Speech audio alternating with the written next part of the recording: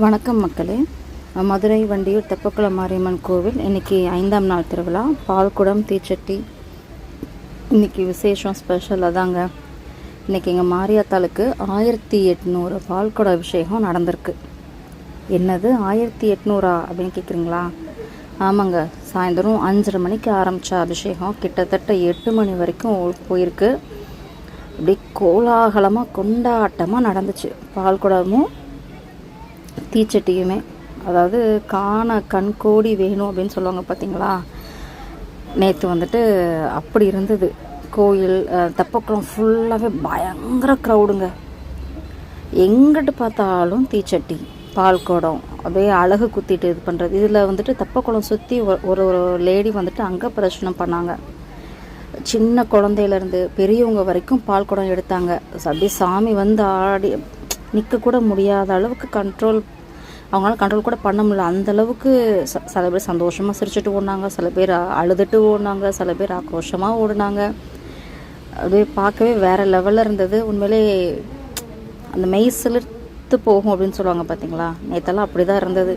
வருஷம் வந்துட்டு எங்கள் மாரியாத்தாளுக்கு உண்மையிலே கூட்டம் வந்துட்டு, அதாவது மக்கள் வந்துட்டு ரொம்ப ஜாஸ்தியாகிட்டே தான் வராங்க.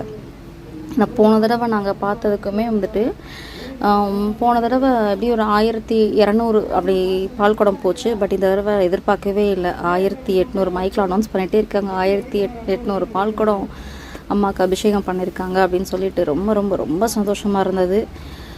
தெப்பக்குளம் ஃபுல்லாக உட்காந்து அங்கங்கே அக்னிச்சட்டி வளர்த்து அக்னிச்சட்டி எடுத்துக்கிட்டே இருந்தாங்க. ரொம்ப ரொம்ப சந்தோஷமாக இருந்தது. நீங்களும் பாருங்கள். உங்களுக்கு ஃபுல் வீடியோவில் வந்துட்டு நான் கொடுக்குறேன், நான் லிங்க் கொடுக்குறேன், அங்கேயும் செக் பண்ணி பாருங்கள். ரொம்ப சந்தோஷமாக இருந்தது. எனக்கு உண்மையிலே எனக்கு என்ன சொல்கிறதுனே தெரியலங்க. அதாவது வாயடைச்சு போய் நிற்கிற காட்சி மாதிரி தான் நேற்று எங்கள் தெப்பக்குளம் மாரியாத்தா இருந்தாள். அழகி அழகி அழகி அவளை வர்ணிக்க வார்த்தை இல்லை. நேற்று நடந்த சம்பவங்களை வர்ணிக்க வார்த்தை இல்லை. அந்தளவுக்கு இருந்தது நேற்று சூழ்நிலை. வந்துட்டு மித்த 4 நாள் இருந்த வைவு கோயிலுக்குள்ளே இருந்த கொண்டாட்டம். அம்மா தெப்பக்குளம் சுற்றி வரப்போ மக்கள் நின்று சாமி கும்பிடுவாங்க.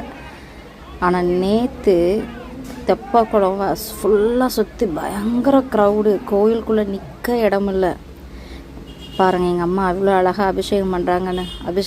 எப்படி வார்த்தை இல்லைங்க அவளை வர்ணிக்க. பார்த்து என்ஜாய் பண்ணுங்கள்.